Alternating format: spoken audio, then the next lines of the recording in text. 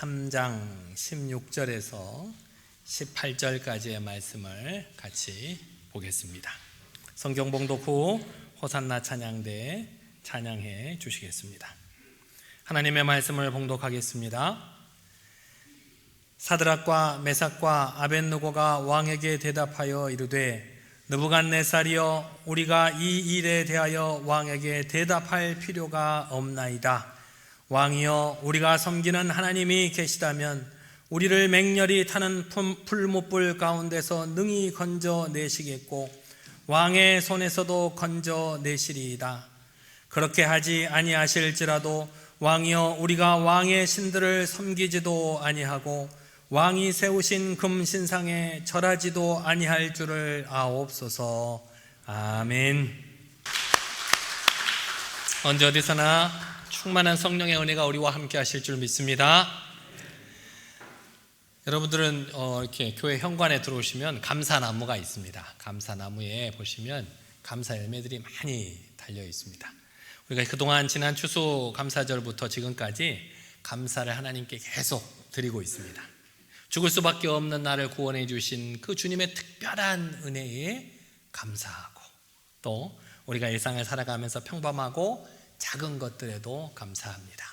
감사 열매를 주일이 끝나고 주중에 제가 감사 열매 함을 열어서 이렇게 전부 다 걷어서 그것들을 제가 한 번씩 읽어보고 제가 달아요.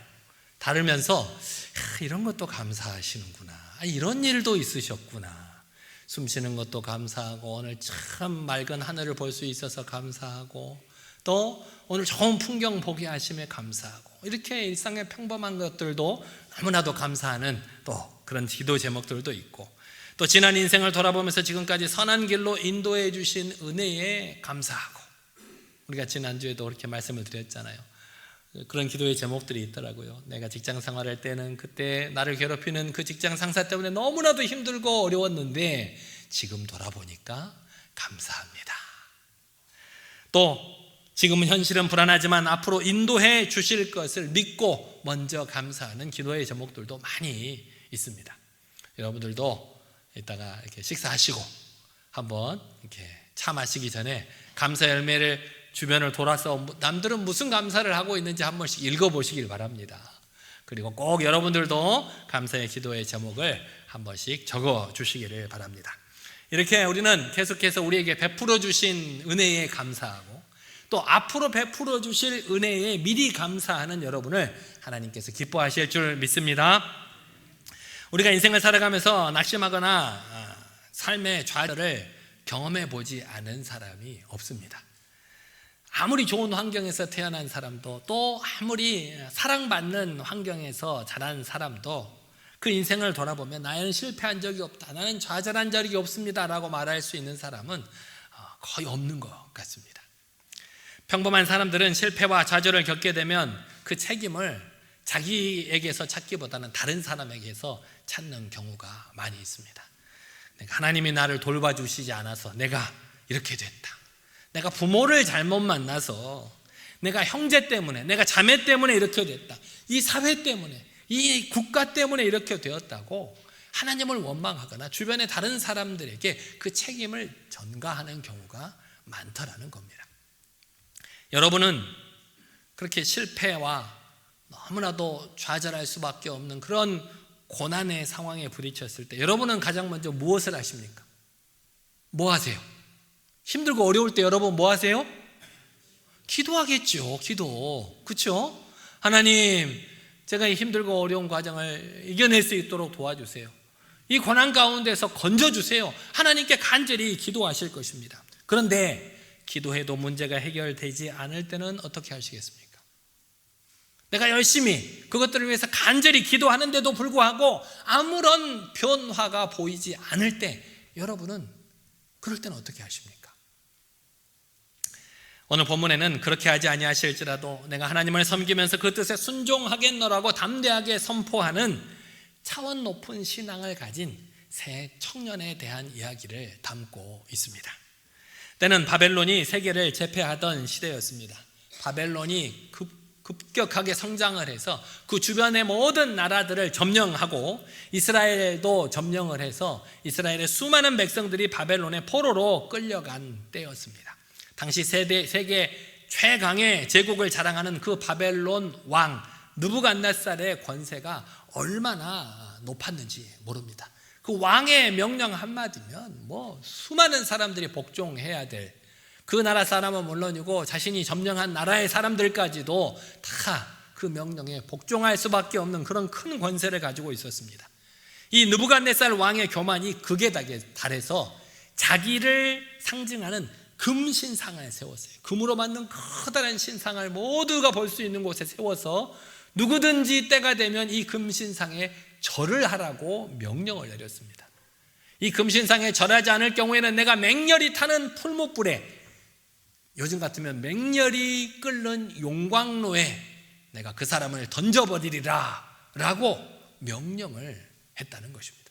그래서 때가 되면, 악기 소리가 나고 시간이 되면 모든 백성이 다 그 금신상을 향해서 절을 해야만 했습니다. 그런 추상 같은 왕의 명령에도 불구하고 금신상에 절하지 않는 사람들이 있었습니다. 그들이 바로 다니엘의 세 친구였던 사드락, 메삭, 아벳느고였습니다. 모든 백성이 다 그 금신상에 절하는데 이 세 친구만, 이 세 젊은 청년들이 그 금신상에 절하지 않는다는 사실이 왕의 귀에 들려지게 되자 왕이 분노하게 되었습니다. 당장 그들을 끌고 와라. 그리고 그들이 왕 앞에 끌려오게 되었다는 겁니다. 다니엘과 이 세 친구 사드락, 메삭, 아벳느고는 유대인이었습니다. 유대인이었는데 그 바벨론에 의해서 유대가 멸망을 당하고 난 후에 거기에서 나라의 재건에 필요할 것 같은 젊은 인재들을 모두 끌어다가 포로로 잡아가 버렸습니다.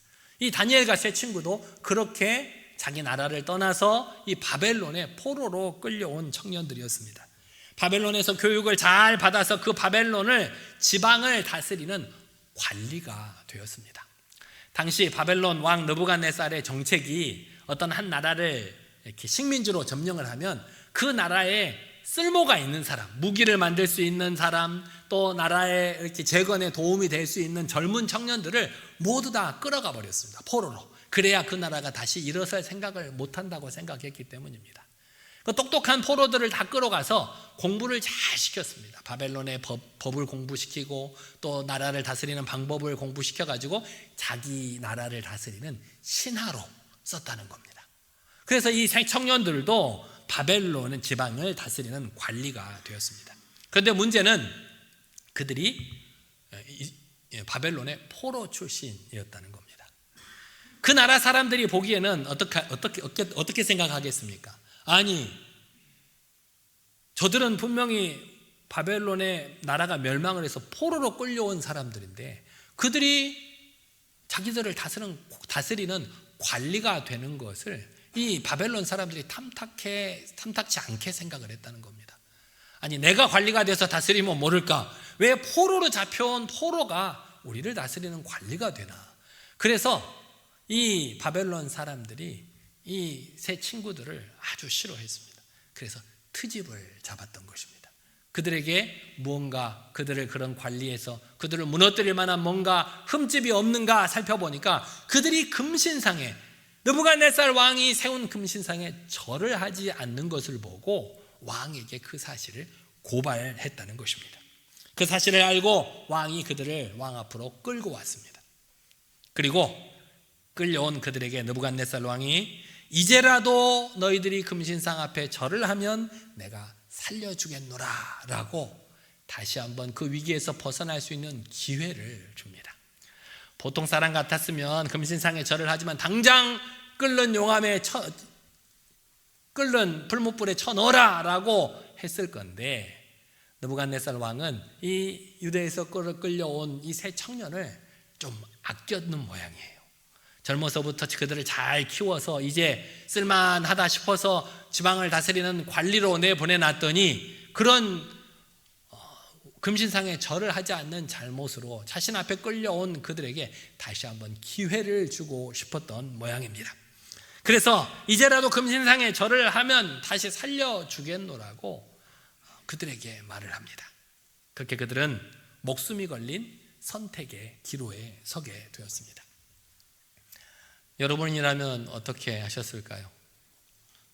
처음에는 그래, 내가 하나님을 섬기니까 절하지 않아야지 했는데 이제 왕 앞에 끌려와가지고 명령 한마디면 끓는 풀못불 속에 던져질 위기에 처해 있을 때 왕이 다시 한번 기회를 주잖아요.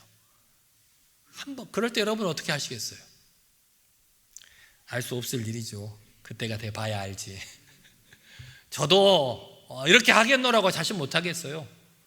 그 왕 앞에서 무릎을 꿇고 서슬퍼런 왕명을 기다리는 그 때가 돼 봐야 저도 어떻게 할지 알겠어요. 하지만 그들은 아무리 다시 생각해봐도 도저히 우상 앞에 절을 할 수가 없었습니다. 하나님 외에 다른 신이나 우상 앞에 절을 하는 행위가 무엇보다도 하나님 앞에서 무서운 죄임을 잘 알고 있었기 때문입니다. 그래서 보이는 당장 눈앞에 자신의 목숨을 가지고 좌지우지하는 그런 보이는 권력보다 보이지 않는 하나님을 더 두려워했던 이 세 청년은 그들의 확고한 신앙에 따라 왕의 명령을 단호하게 거절하고 맙니다. 오늘 본문 16절에서 17절 말씀 다 같이 한번 읽어보겠습니다. 시작. 느부갓네살이여, 우리가 이 일에 대하여 왕에게 대답할 필요가 없나이다.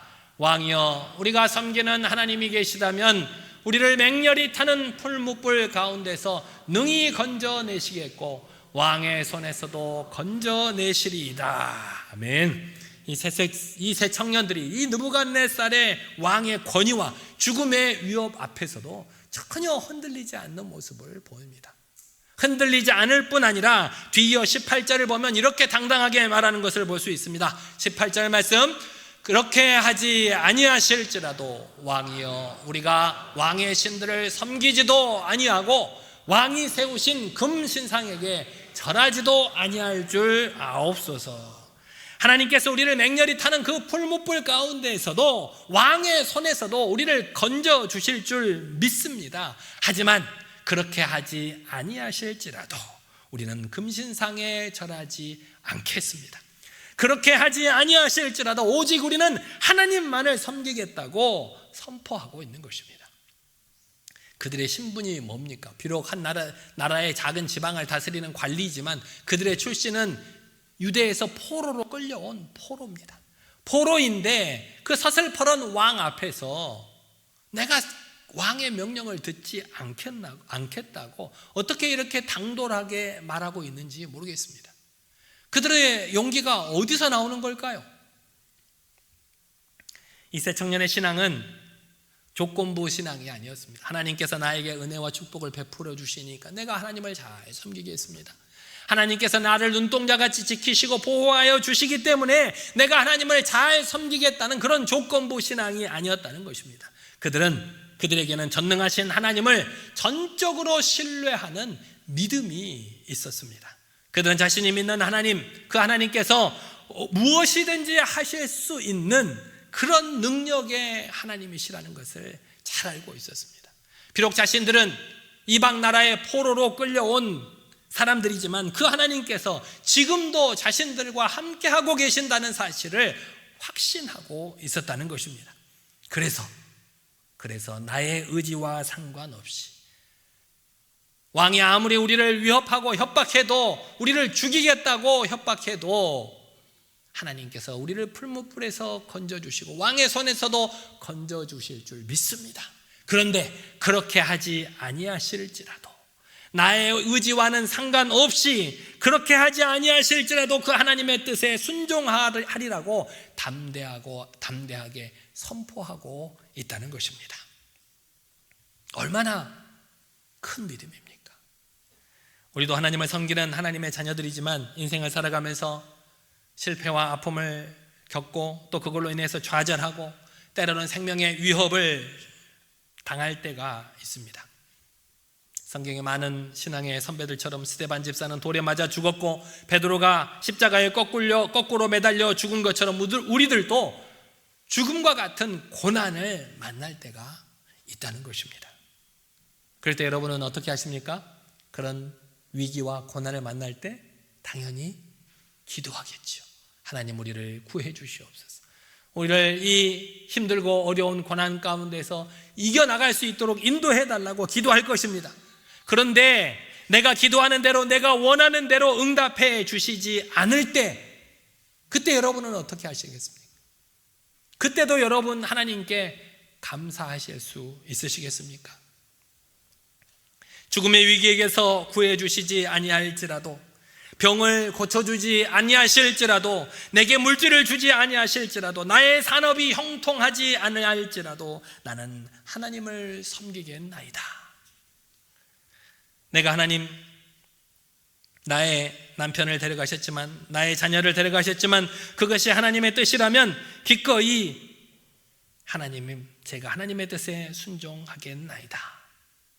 이렇게 고백할 수 있는 저와 여러분이 되시기를 바랍니다. 제가 전에도 말씀을 한번 드린 바 있는데, 지난 교회에 권사님이 한 분 계셨어요. 새벽 기도 때 늘 제 옆에서 기도하시던 권사님이셨는데 암을 앓으셨어요. 저희 교구가 아니라서, 제가 교구 담당 목사도 아닌데 또 신방하는 것이 조금 불편해서 그냥 기도만 하고 있었는데, 마침 제가 다니는 학교 근처의 교회여서 학교 수업을 마치고 권사님을 몰래 찾아갔어요.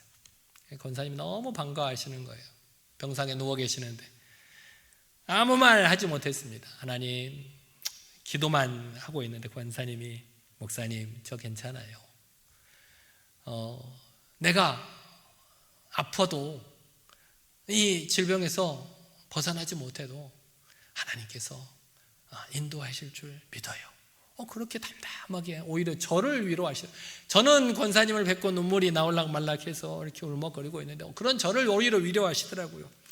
하나님, 내가 이 심상에서 병으로 죽는 것이 하나님의 뜻이라면 부병 중에도 내가 신앙을 잃지 않고 감사하고 기뻐하며 하나님의 뜻을 드러낼 수 있기를 원하나이다. 이렇게 고백하는 권사님을 볼 수 있었습니다.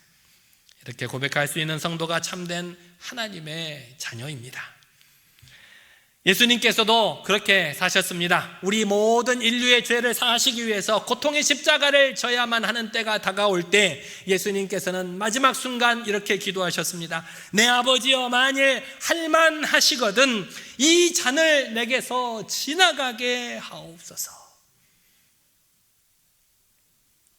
땀방울이 핏방울이 되기까지 간절하게 하나님 앞에 자신의 뜻을 아뢰었던 예수님이었지만, 그것으로 끝나는 것이 아니라 그 이후에 그러나 나의 원대로 마시옵고 아버지의 원대로 하옵소서라고 기도하시며, 우리 예수님조차 그 하나님의 주권에 온전히 순종하셨음을 우리는 잘 알고 있습니다.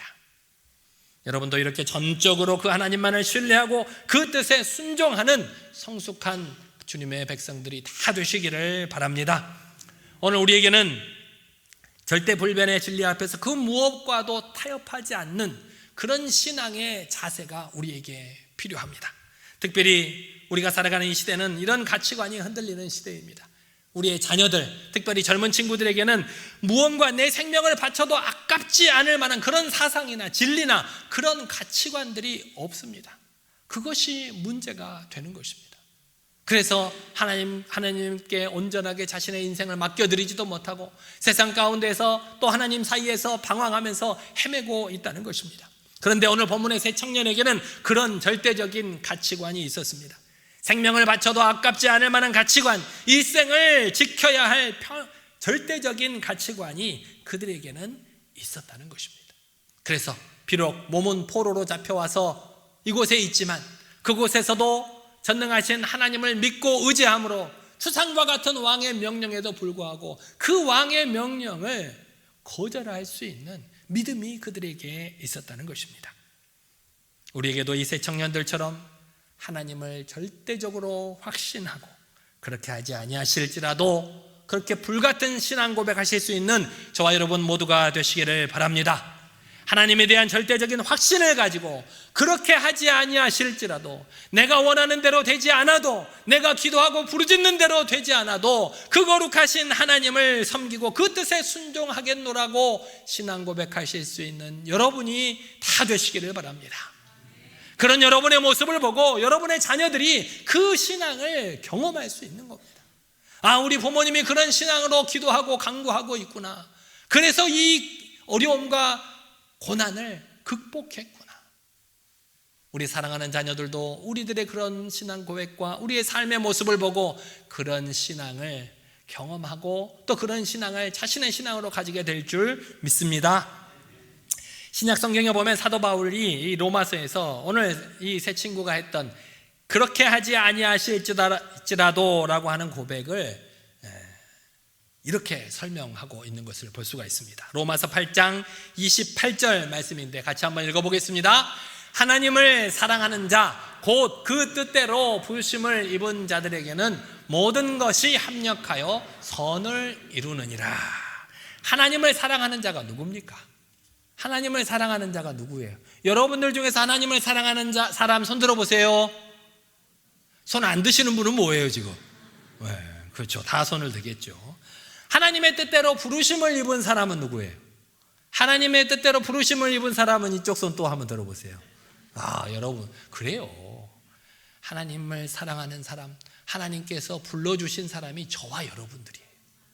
저와 여러분들에게 하나님께서 뭘 약속하고 계시냐? 모든 것이 합력하여 선을 이룬다라고 약속해 주고 계신다는 것입니다. 선을 이룬다라고 하시니까 하나님께서 좋은 것만 우리에게 주실라는가 보다 그렇게 생각하기 쉬운데, 여기서 선을 이룬다는 말은 구원을 성취한다, 하나님의 뜻대로 이루신다라고 하는 뜻이 있습니다. 그러면 모든 것이 합력하여 선을 이룬다, 모든 것이 합력하여 하나님의 뜻을 이루게 한다라고 했는데, 여기에 모든 것은 뭘까요? 모든 것은 우리가 좋아하는 것만이 아닙니다.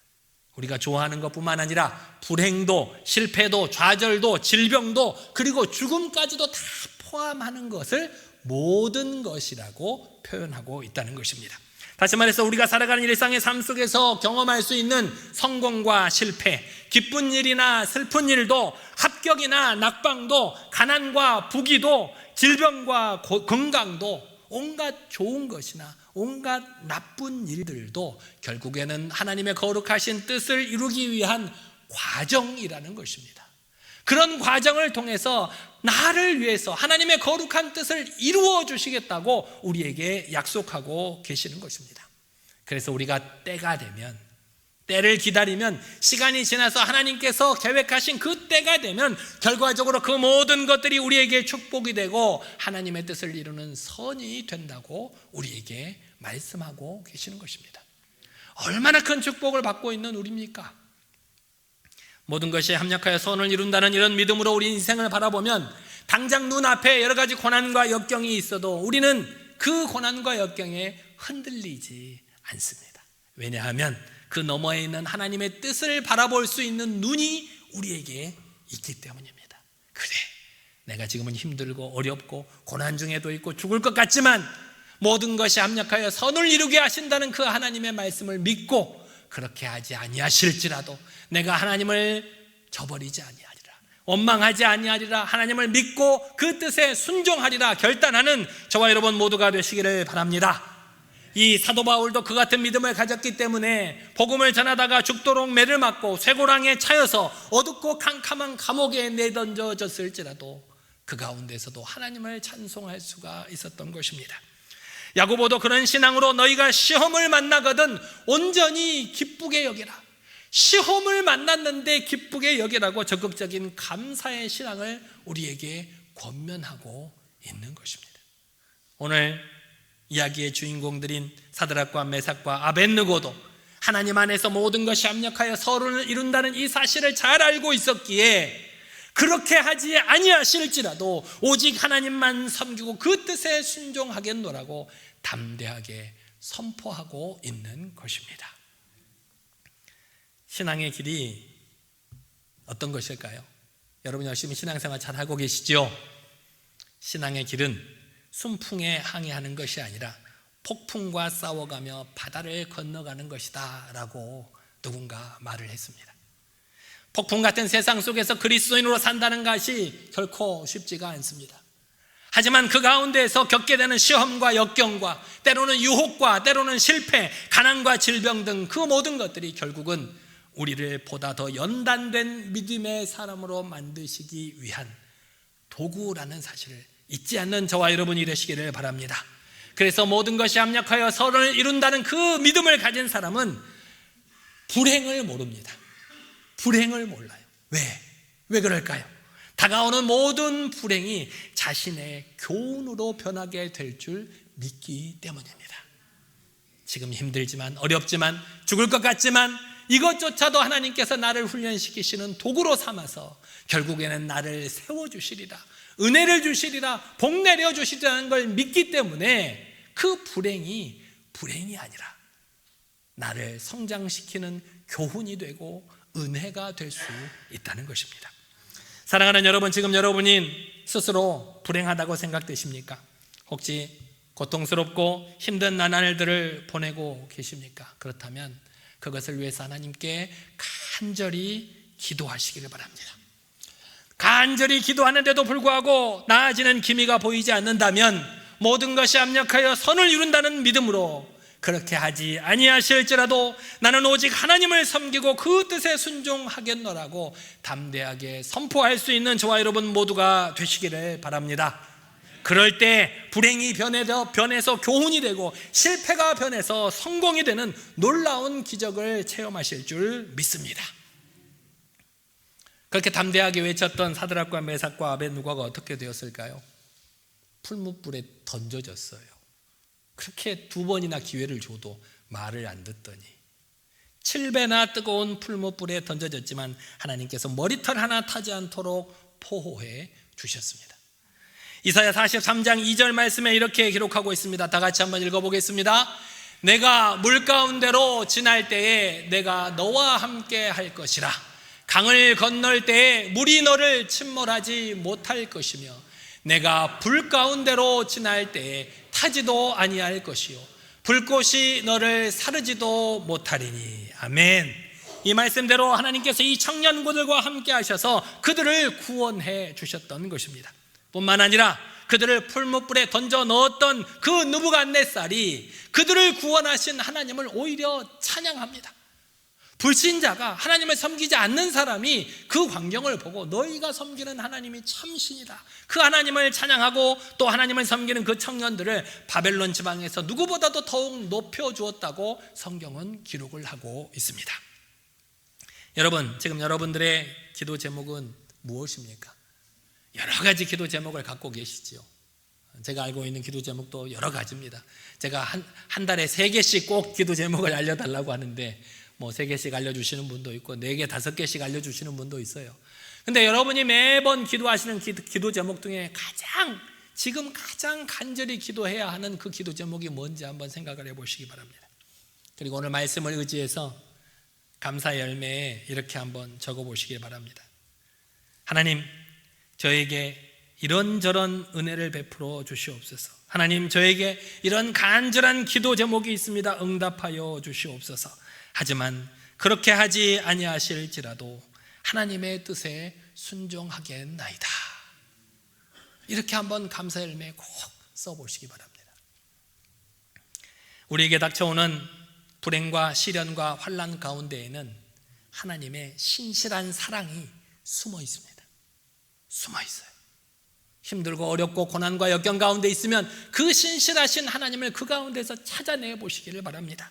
우리가 그 고난과 역경과 환난의 의미를 모를 뿐이지 결국 이 모든 것이 나에게 유익을 가져다 준다는 그 믿음을 가지시기를 바랍니다. 그래서 그 상황을 겪어 나갈 때 너무나도 어려운 가운데 있지만, 너무나도 어렵고 힘들어서 무엇을 감사해야 될지도 모르겠지만 이 모든 것이 나를 향하신 하나님의 뜻이고 이 모든 것들로 인해서 내가 결국에는 감사하게 될 줄 믿고 감사하는 저와 여러분 모두가 되시기를 바랍니다. 이렇게 하나님 앞에서 확고한 신앙, 어떠한 상황 속에서도 흔들리지 않는 신앙, 항상 범사에 감사하고 기뻐할 수 있는 신앙을 가진 여러분에게 하나님께서 놀라운 권세와 은혜를 더하여 주실 줄 믿습니다. 사드락과 메삭과 아벳느고 이 세 청년처럼 그렇게 하지 아니하실지라도 사랑하고, 그렇게 하지 아니하실지라도 믿음을 잃지 않고, 그렇게 하지 아니하실지라도 감사할 수 있는 차원 높은 믿음으로 하나님께 영광 돌리는 저와 여러분 모두가 되시기를 간절히 기도합니다. 이 시간 우리가 다 같이 한번 기도하겠습니다. 하나님, 나에게 좋은 것, 내가 원하는 것만 감사했던 어리석음을 용서하여 주시옵소서. 하나님, 전능하신 하나님을 온전히 신뢰하지 못했음을 회개하오니 용서하여 주시옵소서. 이제는 원하는 것을 위해서 간절히 기도하겠지만 그렇게 하지 아니하실지라도 감사할 수 있는 하나님의 백성이 되게 해달라고 이 시간 우리 주여 한번 부르고 간절히 기도하겠습니다. 주여, 능력이 하나님 아버지, 어리석고 부족한 우리들의 주님의 전으로 불러주심에 감사를 드립니다. 아버지 하나님, 주님의 거룩하신 말씀을 읽고 듣고 깨닫게 하심에 감사를 드립니다. 추수감사일을 통해서 아버지 하나님, 나의 일상을 감사드리고 구원을 감사드리고 아버지 하나님, 모든 것 모든 감사를 드리기는 했지만 나에게 좋은 것, 내가 원하는 것만 감사했던 어리석음을 용서하여 주시옵소서. 전능하신 하나님이라고 부르지만 그 전능하신 하나님을 나의 생각 속에 가두어두고 내 생각처럼 내 생각대로 되지 않을 때 불평하고 불만했던 어리석음을 용서하여 주시옵소서. 능력이 하나님 아버지, 간절히 기도하게 하시고 기도하지만 그렇게 하지 아니하실지라도 감사하며 하나님을 섬기고 그 하나님의 뜻에 순종하겠노라고 결단할 수 있는 주님의 거룩한 백성들이 다 될 수 있도록 인도하여 주시옵소서. 우리가 가진 간절한 기도의 제목 다시 한번 기도하게 하시고 그것들로 그렇게 하지 아니하실지라도 하나님을 섬기겠노라고 결단할 수 있는 모든 성도들이 될 수 있도록 인도하여 주시옵소서. 주님께서 함께하여 주실 줄 믿사옵나이다. 전능하신 하나님, 우리가 하나님을 알고 하나님을 잘 믿는다고 생각했지만 전능하신 하나님을 나의 좁은 생각 속에 제한하고 있었음을 회개하오니 용서하여 주시옵소서. 그저 나에게 좋은 것, 내가 원하는 것만 감사하고 내 생각대로 되지 않는 것, 원하지 않는 것에는 불평하고 원망했던 우리를 용서하여 주시옵소서. 이제는 모든 것이 합력하여 선을 이루게 하시는 하나님을 절대적으로 신뢰함으로 그렇게 하지 아니하실지라도 감사할 수 있는 차원 높은 믿음을 가진 주님의 백성들이 다 될 수 있도록 우리를 인도하여 주시옵소서. 예수님의 이름으로 기도드리옵나이다. 아멘.